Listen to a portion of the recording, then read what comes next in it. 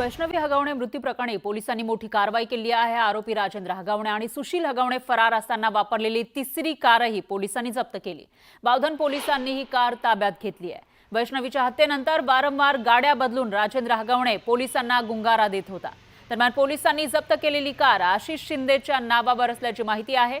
तर पोलीस आता याची सुद्धा चौकशी करण्याची शक्यता आहे। तर परवा थार गाडी पोलिसांनी जप्त केलेली होती। काल फोर्ड एंडेव्हर कार सुद्धा जप्त करण्यात आली होती। त्यानंतर आता ही तिसरी गाडी ही जप्त करण्यात आली आहे। हावरट हगवणे कुटुंबाने मुलाच्या लग्नामध्ये सून वैष्णवीच्या वडिलांकडून बक्कळ हुंडा घेतलेला। यात 51 तोळे सोन्याचाही समावेश आहे। हे सोनं हगवणेंनी बँकेमध्ये गहाण ठेवल्याची माहिती समोर येते। त्याचबरोबर एक फॉर्च्युनर कार घेतलेली होती, पण ती पोलिसांनी जप्त केली आहे। आणि याशिवाय ज्या 3 गाड्या बदललेल्या होत्या राजेंद्र हगवणेंना 8 दिवसांमध्ये त्याही जप्त करण्यात आल्या।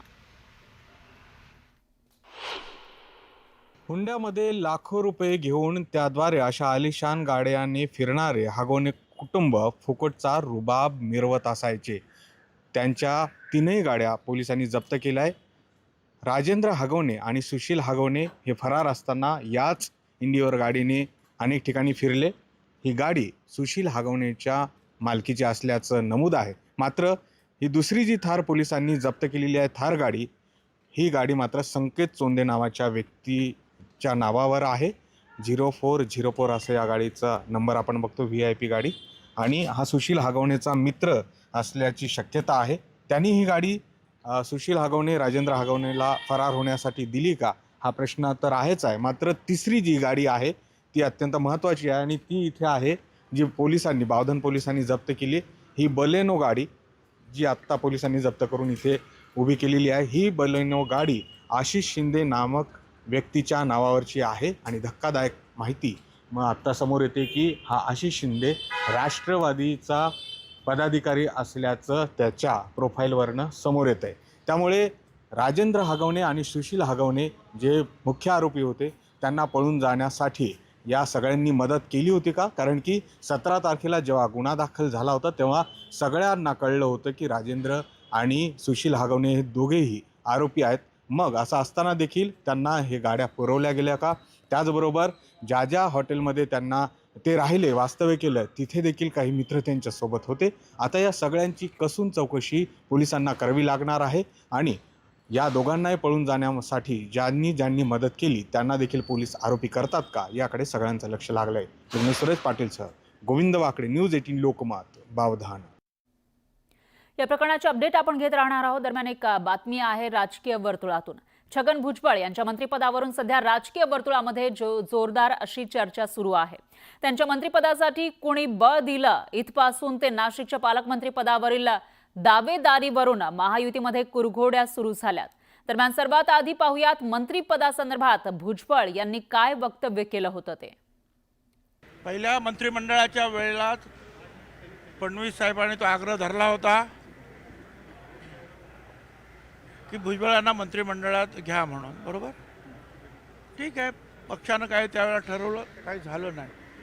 परंतु त्यानंतर मात्र जे आहे त्यांनी सतत प्रयत्न केले। एवढेच नाही तर दिल्लीचे जे आहेत आमचे आपलं भाजपचे जे प्रधानमंत्री आहेत, म्हणजे देशाचे प्रधानमंत्री मोदी साहेब, अमित भाई शाह यांनी सुद्धा प्रयत्न केले। दरम्यान राज्य मंत्रिमंडळामध्ये 6 महिन्यानंतर कमबॅक झाल्यानंतर राज्याचे अन्न आणि नागरी पुरवठा मंत्री छगन भुजबळ यांनी मंत्रिपदाबाबत केलेलं वक्तव्य राजकीय वर्तुळात चर्चेत आहे।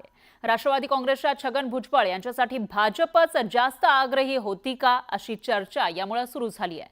भुजबळांच्या याच वक्तव्याचा धागा पकडत ठाकरेंच्या पक्षाचे खासदार संजय राऊत यांनी भुजबळांना खोचक टोला लगावलाय।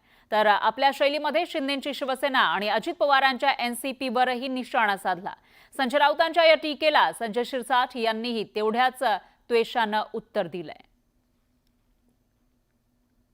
अजित पवारचा पक्ष जो आहे, अजित पवारांचा, तो सुद्धा अमित शहांचा पक्ष आहे। म्हणून त्यांनी जे सांगितलं भुजबळांनी की मला मंत्री करण्यामध्ये अमित शहा आणि नरेंद्र मोदी आणि देवेंद्र फडणवीस यांचं योगदान आहे। त्यांनी अजित पवारांचं नाव घेतलंय का? मी तेही मान्य करतो की त्यांचा पक्ष अमित शहांचा पक्ष आहे। तर ते त्यांच्या अंतर्गत जे काय आहे ते त्यांचा विषय आहे। आक्रमक छगन भुजबळ आता कुठेतरी U-टर्न घेताना भारतीय जनता पक्षाशी सोयरीक केलेला कोणताही नेता हा कालांतरानं किती मर्द असला तरी त्याचा सरपटणारा प्राणी होतो. ज्या पक्षांबरोबर ते गेले त्या पक्षांनी आज त्यांची साथ सोडलेली आहे. विधानसभेमध्ये त्याला सपाटून मार खावा लागला आणि त्यांची अवस्था ना युतीमध्ये राहिले ना महाविकास आघाडीमध्ये. म्हणून आता सरपटणाऱ्या प्राण्याच्या भूमिकेमध्ये त्यांची गत झालेली आहे आणि त्याचं ते वास्तव्य मला वाटतं संजय राऊतने सांगितलं. भुजबळांना मंत्रिपद मिळाल्यामुळे आता महायुतीमध्ये नाशिकच्या पालकमंत्री पदावरून जोरदार रस्सीखेच सुरू झाली आहे. मंत्रिपद मिळाल्याबाबत भुजबळांनी केलेल्या वक्तव्यावरून गिरीश महाजन यांनी जोरदार टोलेबाजी केली. चांगलं आहे. मुख्यमंत्री देवेंद्र फडणवीस साहेब आहेत, त्यांच्याशिवाय होणारच नाही. पालकमंत्रीपद पण मिळालं दावा पण करता येतं. चांगलं आहे. दावा करणं काय वाईट आहे? फडणवीसांनी जर ठरवलं तर होऊ शकतो. बिलकुल. सीएम साहेबांनी ठरवलं तरी काही होऊ शकतात. ते अजून उपमुख्यमंत्री सुद्धा होऊ शकतात. तिसरे मुख्यमंत्र्याच्या हातात आहे ते सगळं. कोणाला पालकमंत्री करायचं, कोणाला उपमुख्यमंत्री करायचं, कोणाला मंत्री करायचं. महाजने संकटमोचने ते काही बोलू शकतात. तिसरे उपमुख्यमंत्री करा का चौथे करा हा अधिकार सर्वस्वी मुख्यमंत्र्याचा आहे. परंतु नाशिकचा पालकमंत्री कोण होईल या बाबतीमध्ये चाललेल्या ह्या सगळ्या घटना आहेत. मला वाटतं जोपर्यंत नाशिकचा पालकमंत्री ठरत नाही तोपर्यंत या अशा गोष्टीला पुढे येत राहतील. इतर काही आमिष एकमेकाला दाखवले जातील. परंतु मला वाटतं अखेरला निर्णय हे देवेंद्र फडणवीस साहेबच घेतील. गिरीश महाजनांनी म्हटले नाही, असं आहे की एकेकाळी भारतीय जनता पक्ष एकही उपमुख्यमंत्री करायला तयार नव्हता जेव्हा आम्ही एकत्र होतो तेव्हा. आता तिसरा, चौथा, पाचवा ते किती करू शकतात? ते 4 मुख्यमंत्री करू शकतात. ते गद्दारांसाठी एकच काय, नवीन एक घटना तयार करून किंवा घटना दुरुस्ती करून महाराष्ट्रात एकापेक्षा जास्त मुख्यमंत्री करण्याचा सुद्धा अमेंडमेंट करू शकतात. या भारतीय जनता पक्षाचं काय खरं नाही.